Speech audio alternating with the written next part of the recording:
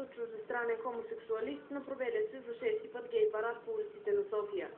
Агресивният чужденец се нахвърли с привидна злоба на заснемащия шествието оператор на телевизия Алфа с искане детето му, присъстващо на гей демонстрацията, да не бъде излъчвано по телевизията.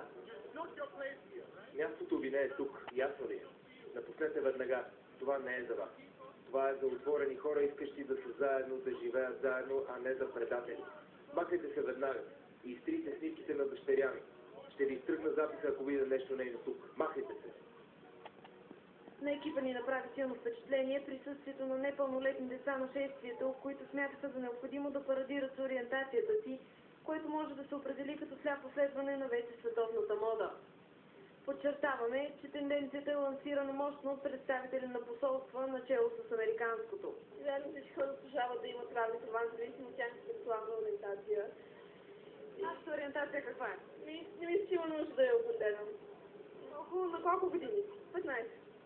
15 години. Твоите родители как реагират на това, че ти си тук?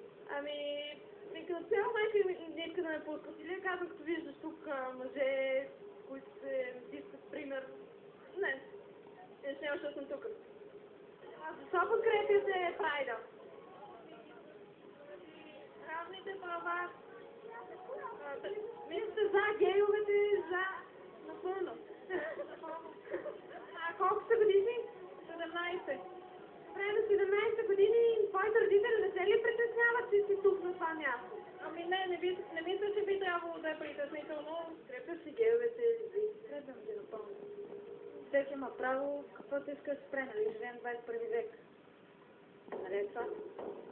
Така че, той какво има право да се бърка в кой какъв да бъде, всеки има личен живот. На никой нищо не са направили, така че това е. Мисли, че е нормално да се показват обществени места. Виж сега, ако съм го виждала това, ево, аз не съм го виждала някой гей вата да стане там и да съм ляска с някой. Не съм го виждала.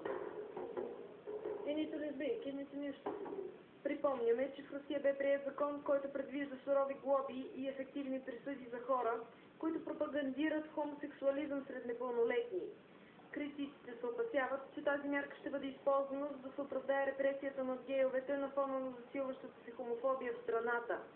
У нас обаче столичният кмет Йорданка Фандъкова сякаш дори толерират подобни прояви. Моята сексуална ориентация е хомосексуална. Не се ли притеснявате от това да се показвате на обществени места? За щастие все по-малко се притеснявам във всякакви ситуации. Смятам, че българското общество става все по-адекватно към нормални човешки отношения.